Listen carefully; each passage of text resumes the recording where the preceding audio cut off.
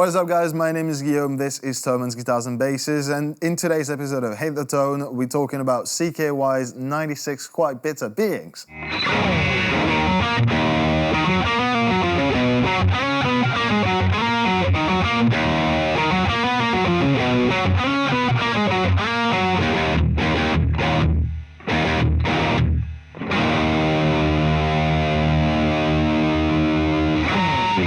What's up, guys? I hope you're all having a great day today, and welcome to this new episode of Hit the Tone on Thomann's Guitars and Basses.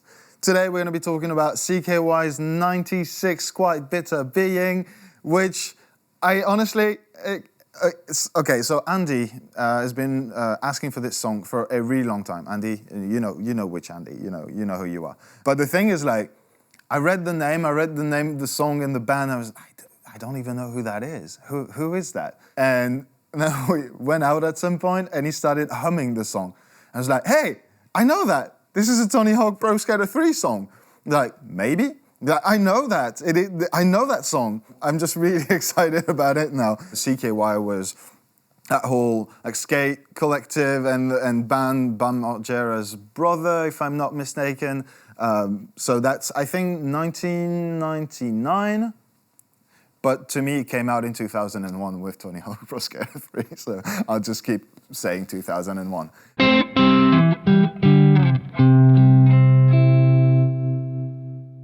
Anyways, let's start with our guitar setup for the day and this glorious Gibson Les Paul. It's not particularly accurate. There were many guitars used in different live versions of the song that I found. Very few information as to what was used in the studio, but I've seen some Parkers, some like custom guitars here and there. They all had one thing in common. It was a humbucker in the bridge position. So that's what I'm using today. This is a mid to high output pickup. I think any sort of humbucker is going to work. It's a pretty dodgy sound. So, you know, we're going to do a lot of things to that humbucker sound and talk about it just now in our amp and pedal setup.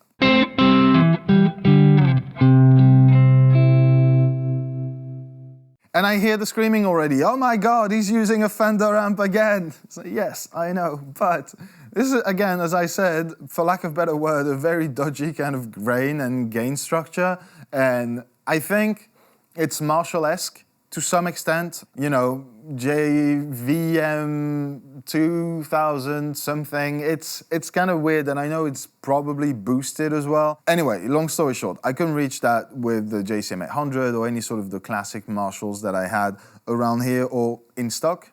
You know, that's also a thing. So yeah, I went with the Fender. I'm gonna use some pedals that sort of make sense. So I'm using the J-Rocket 45 caliber as my Marshallizing sort of sound. It does that really well. It's a JTM 45 in a box, but like it just pushes the mids in a really, really nice way. And I think that's enough to shape the EQ of the amp into something that can be boosted into and result into that, you know, kind of high gain Marshall, just dirty, gritty sound that I'm looking for. That pedal is Last in Chain, and I'm boosting into it with the right side of the Double Trouble by Honeybee Amps. Honeybee Amps. And so it's a clean boost-ish. There's definitely some gain added to it. I maxed out the gain setting on it. And then obviously, first in chain, I'm going to be using the Sub and Up by TC Electronic, which is going to bring my octave down into that signal. The dry signal is kind of high still because I don't want just to have the octave down. There's quite a bit of that, you know, very cutting kind of high gain, high mid-range guitar sound in there. So you do want to be careful about this. It's not just octave down, but it's a massive part of the final result. So I'll be playing just with the 45 to start with, then I'll boost into it with the Double Trouble, and then I'll add the octave down.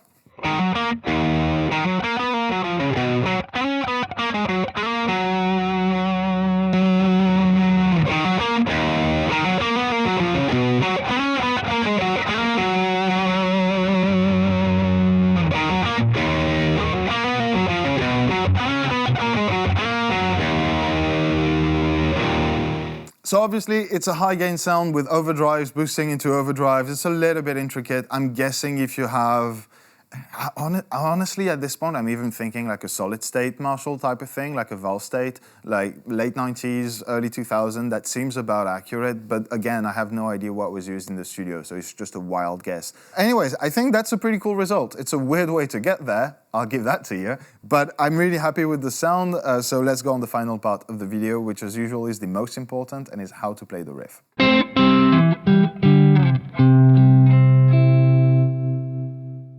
And as usual, go check out the link in the description below just to make sure that I've got the references to everything that I'm using today right, as well as a bunch of other options that I think could do the trick quite well, mostly like higher gain, distortion pedals, that sort of stuff. Maybe if I'll link some Marshall amps that are not currently in stock, but that I think could work as well. Also keep in mind that for this riff you have to be tuned in E flat. So that's half a step down from E standard tuning. It's not a drop tuning, you still got your regular chord shapes and everything, but it's half a step down from E standard. Now let's have a closer look as to how to play it exactly.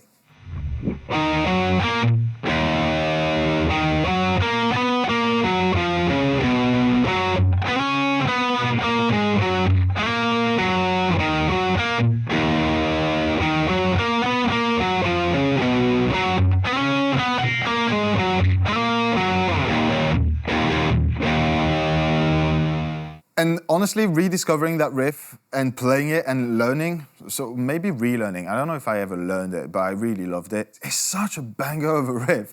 It is so cool, and I don't know why more people don't talk about that. Like, it's such a great riff. It's so enjoyable. The sound is massive. There's more than one guitar player, obviously, but still, like, just all together with the octave down and that gain structure, you're just trying to fill as much space as you possibly can with that guitar sound. And yeah, it's just crazy cool. It's not that hard to play once you get the articulation right, and maybe if you've already practiced some scales, because it kind of requires to go with your pinky out there on the first sort of phrase. Obviously, some experience in playing scales is going to help, but I think it's like an all-level, just really banger of a late 90s skateboard game riff, and I love it. But with that said, I think that's it, guys. You have all the tools you need to hit the tone on 96 Quite Bitter Beings by CKY. I hope that you enjoyed that video. I hope that maybe you learned something today, and if so, please consider liking it and subscribing to the channel so that you don't miss out on what's coming next. I wish you all a fantastic week. Take care of yourselves, and I'll catch you next Monday. Bye.